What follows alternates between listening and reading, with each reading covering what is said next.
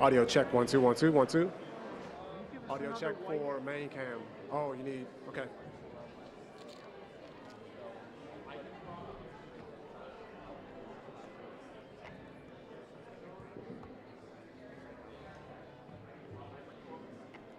Audio check, main and cuts, main and cuts. Audio check.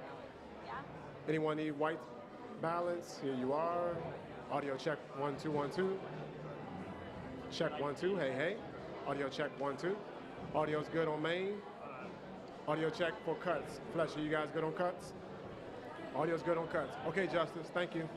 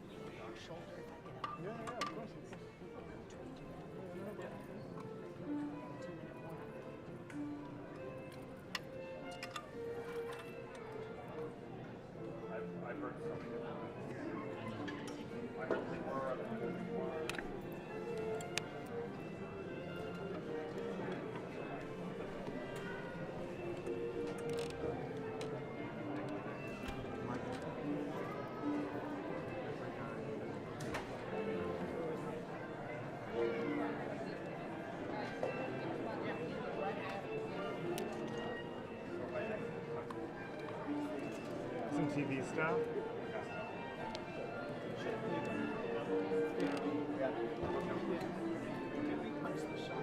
I did. It's everything's going out.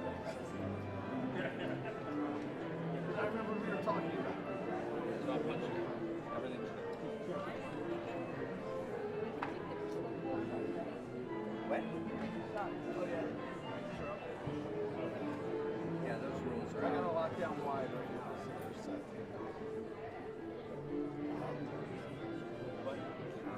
Everything's fair game unless you're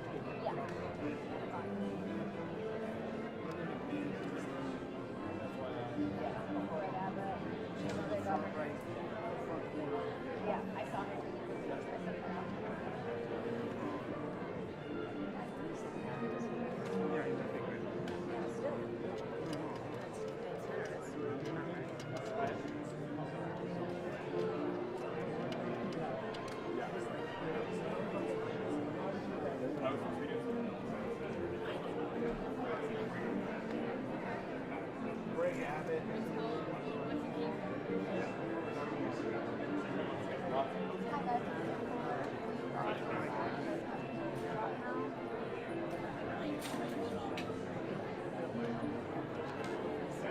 I am efforting a 2-minute warning. I will let you guys know. Should have come. Yes. Abbott, prawn, DeWine.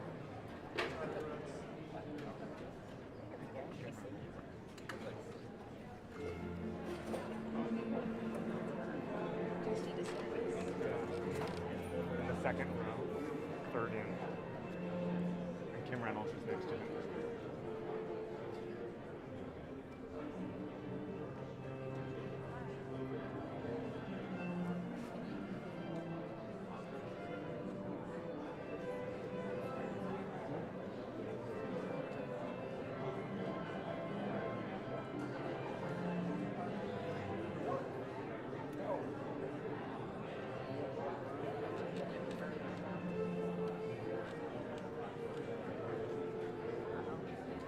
Yes, we can. I'm coming back here. I'm scared. Okay. And so are you. A little like, Yeah, I know. I just teased them. ask him where he'll be when you sign. Where will you be when you sign it? Like right here. Like here? Here. Right here. Okay. Okay.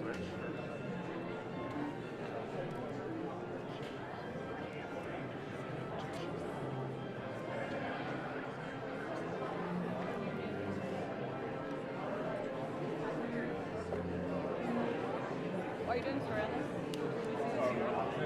Yeah. And she's over there. She was already in here when we got in. Just kind of weird. She was right over there.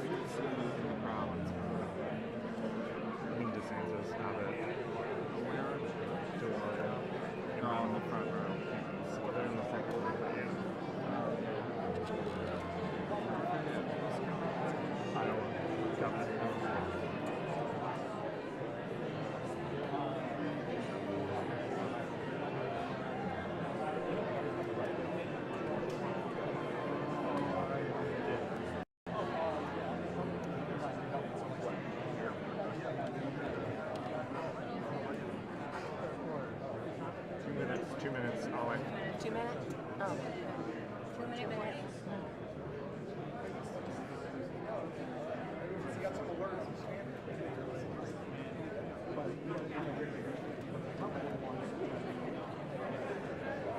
Now I'm going to come up on here a little bit. Let's make sure that doesn't bother you, okay?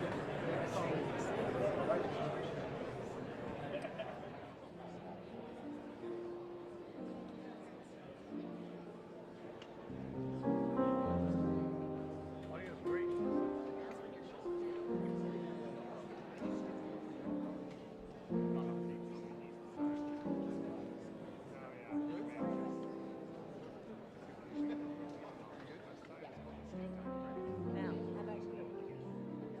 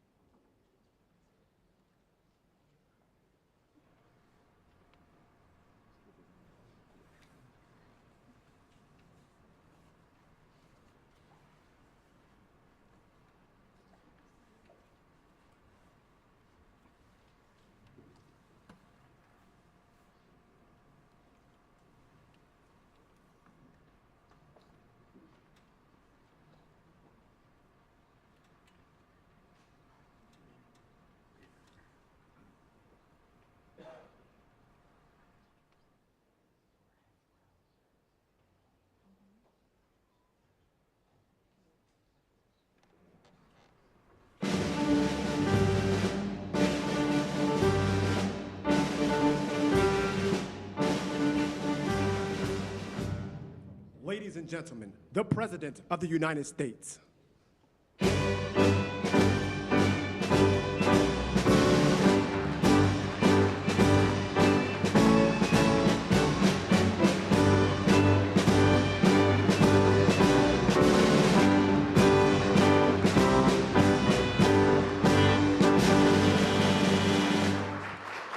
Well, thank you very much.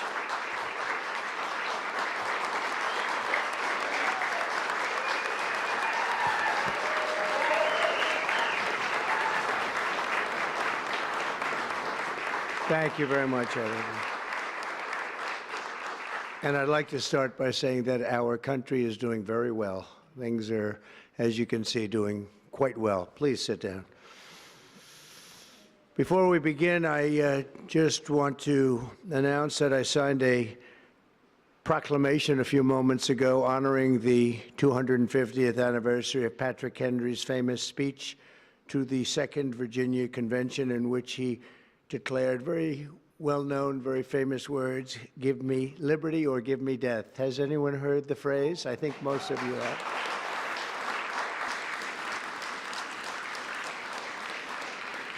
And moments ago, I also signed an executive order to dramatically increase production of critical minerals and rare earths. It's a big thing in this country, and as you know, we're also signing agreements in various locations to unlock rare earths and minerals and lots of other things all over the world, but in particular Ukraine. We're doing very well with regard to Ukraine and Russia.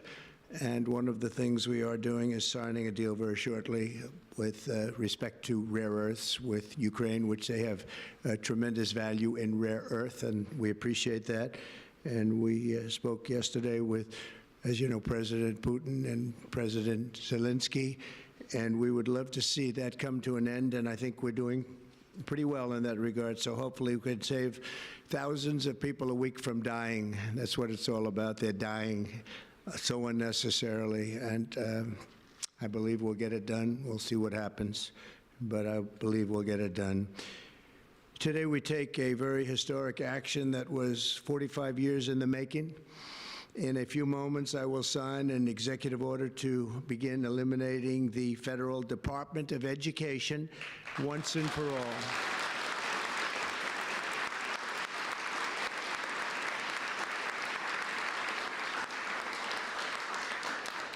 And it sounds strange, doesn't it? Department of Education, we're going to eliminate it, and everybody knows it's right. And the Democrats know it's right, and I hope they're going to be voting for it, because ultimately it may come before them, but everybody knows it's right, and we have to get our children educated. We're not doing well with the world of education in this country, and we haven't for a long time. And we're pleased to be joined today by the woman who I chose because she's an extraordinary person, and hopefully she will be our last Secretary of Education, Linda McMahon. Linda, thank you. Thank you very much. That's another interesting statement. It's an interesting opening, right? But it's true, and people, it's been amazing how popular this has been. I tell people that this is what I'm doing today, and they say, oh, it's about time. Everybody says it. Republicans and Democrats have said it. They're all saying it. Also with us are some terrific people. Governors Greg Abbott. Greg, thank you very much. Governor Ron DeSantis, thank you very much, Ron. Mike Braun, congratulations on your victory, Mike. That was a big one. Mike DeWine, thank you very much, Mike. Jeff Landry. Jeff, thank you very much, Jeff. Bill Lee, thank you. Governors, all governors. Brad Little. Brad, thank you very much. Where are you, Brad? Hi, Brad. Jim Pilan, thank you very much, Jim. And Kim Reynolds. These are all people very interested in education. And I even see Dan Patrick over there, my friend Dan Patrick. We're joined also by Representatives Tim Walberg and Virginia Fox. Rick Allen, Michael Rulli, and again, Dan Patrick. Thank you very much, Dan. You've been a great friend of ours. And State Attorneys General Ken Paxton. Ken, I see you there. Andrew Bailey. Andrew, what a job you've done, Andrew. You have some good cases going. You've done a great job. Thank you very much. And co-founder of Moms for Liberty, Tiffany Justice. She's been a hard worker. Thank you. Thank you, Boo. Thank you, Tiffany. When President Carter created the Federal Education Department in 1979, it was opposed by members of his own cabinet, as well as the American Federation of Teachers, the New York Times editorial board, and the famed Democrat Senator Daniel Patrick Moynihan. History has proven them right, absolutely right. After 45 years, the United States spends more money on education by far than any other country, and spends likewise by far more money per pupil than any country, and it's not even close. But yet, we rank near the bottom of the list in terms of success. It's an amazing stat. Those are two stats you don't want. The most money spent per pupil, and you're at the bottom of the list. And that's where we are, like it or not, and we've been there for a long time. 70% of 8th graders are not proficient in either reading or in math, 70%. 40% of 4th graders lack even basic reading skills, can't read. Students in our public elementary and middle schools score worse in reading today than when the department opened, by a lot. In Baltimore, 40% of the high schools have 0 students who can do basic mathematics. Not even the very simplest of mathematics. I said, give me your definition of basic, and they're talking about like adding a few numbers together. Despite these breathtaking failures, the department's discretionary budget has exploded by 600% in a very short period of time, and employs bureaucrats in buildings all over Washington, D.C. And as a former real estate person, I will tell you, I ride through the streets of Washington, and it says Department of Education, Department of Education. I said, how do you fill those buildings? It's crazy what's happened over the years. I'm pleased to report that after offering these federal employees 2 generous buyout options, and they were very generous, and they're good people, but they were very generous. My administration has initiated a reduction in force, and we're already cutting numbers that were really surprising to a lot, that we were able to do it so successfully. And we've cut the number of bureaucrats in half. 50% have taken office, which is great.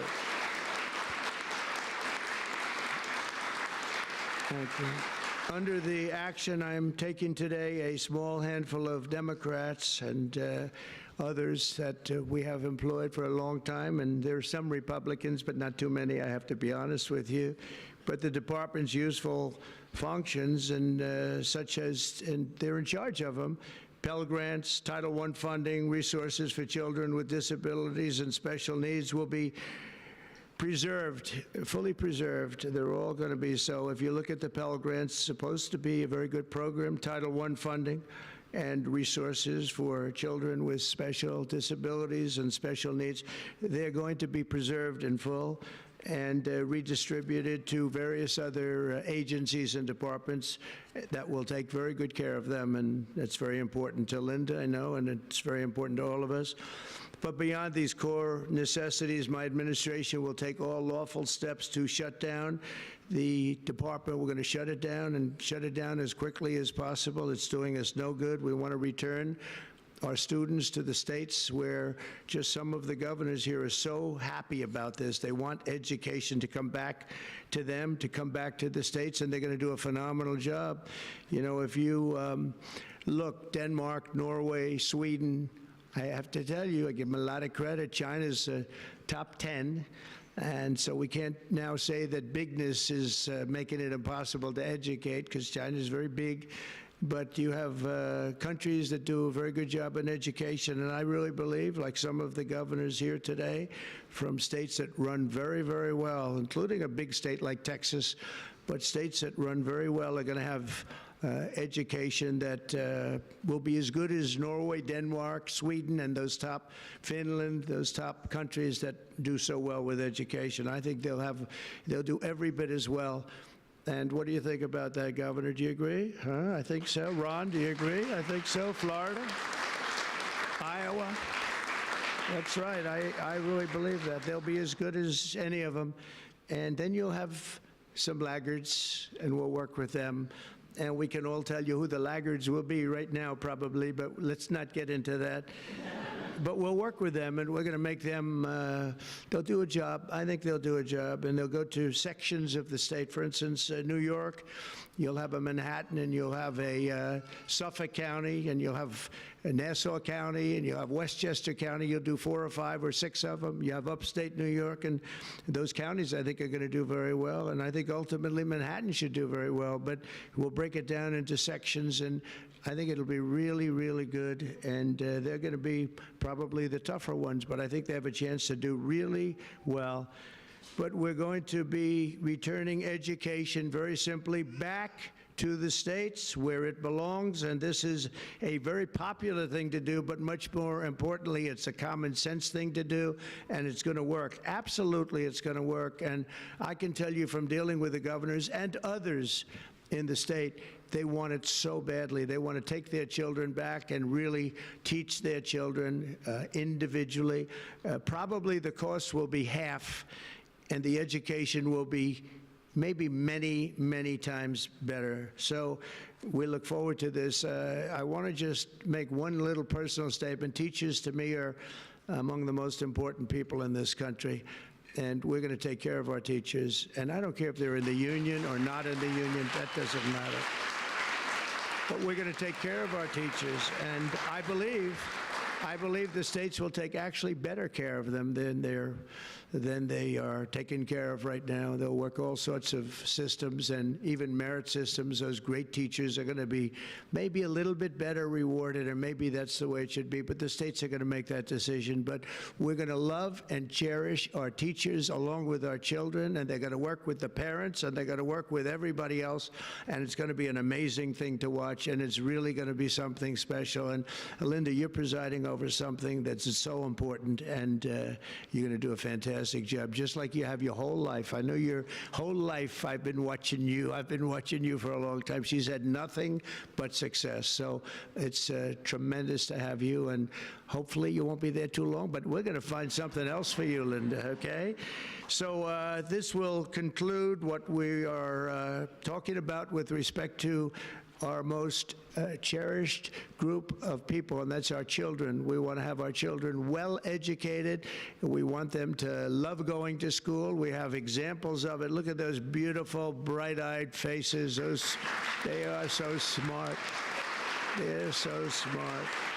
And with that, I'm going to come down, and we're going to sign a very important document, and we're going to be on our way. People have wanted to do this for many, many years, for many, many decades.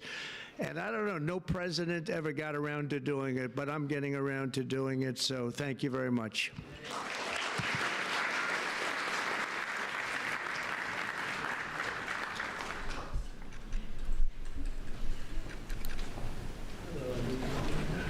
Good-looking people here.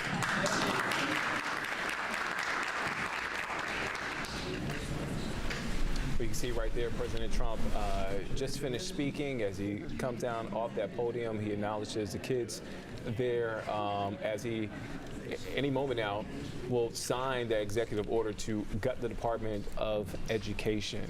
Saying that he wants that responsibility back to the states, pen in hand now, as we get ready and watch and witness the President signing an executive order, making history, dismantling the federal agency, the Department of Education here.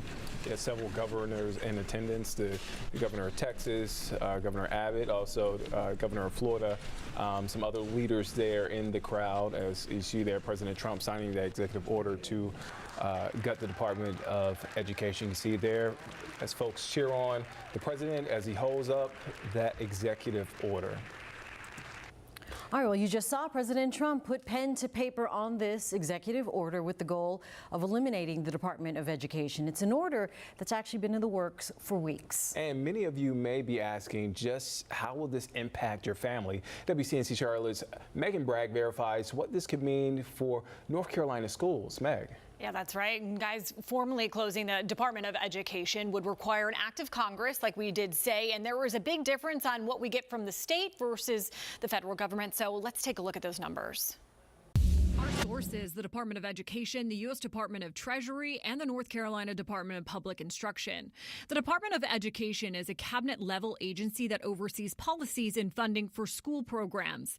This includes things like federal student aid, programs for K-12 schools, and education research. The Education Department is one of the smallest cabinet-level departments. Last year, the Department of Treasury said its funding represented 4% of the U.S. budget. Most federal public school funds are given out based on formulas considering factors like poverty status or a district's rural location. According to NCDPI, North Carolina is set to receive more than $12.6 billion in state funding and $1.1 billion in federal funding for the 24-25 school year. That means 92% of funds come from the state, where 8% come from federal funding. This can impact things like child nutrition programs and special education in public schools. Now, the Trump administration has indicated it wants the funding to continue as it looks at future plans. It's important to note, like I said, that closing the Department of Education would require an act of Congress. And coming up at 5, we break down what exact programs could be affected by this. With Verify, I'm Megan Bragg. Yep, more to come. Thanks, Megan, for breaking that down.